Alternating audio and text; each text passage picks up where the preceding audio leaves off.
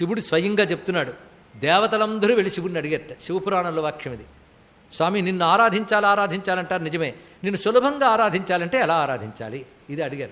అవునా, చూడండి అన్నాడు. ఒక్కసారి కైలాసం శివుడు ఎవరు కనబడలే, సూర్యమండలం కనబడింది. ఆ సూర్యమండలం మధ్యలో ఆయన కనబడ్డాడండి అమ్మవారితో. ఇలా సూర్యమండలంలో నన్నవరి ధ్యానిస్తారో వాళ్ళని నేను అనుగ్రహిస్తానని చెప్పాడు. ఇక్కడ ఇదే మాట పద్మపురాణం శివగీతలో చెప్తాడు. ఎవడైతే సూర్యమండలంలో నన్ను ధ్యానిస్తాడో వాడు చివరికి నాలోనే ఐక్యమవుతాడు అన్నాడు. ఇది కూడా సౌకర్యమే.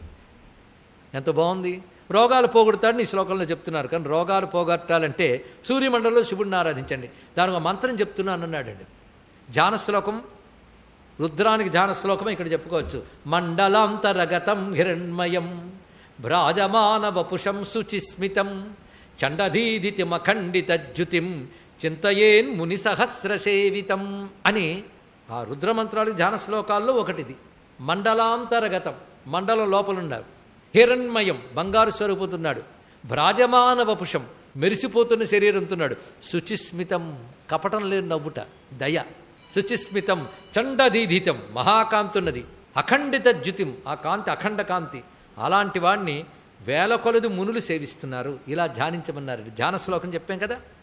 ఒకరిద్దరు శ్రద్ధాళువులు గ్రహించిన ఈ ధ్వనికి సార్థకత ఉంటుంది ఇక్కడ.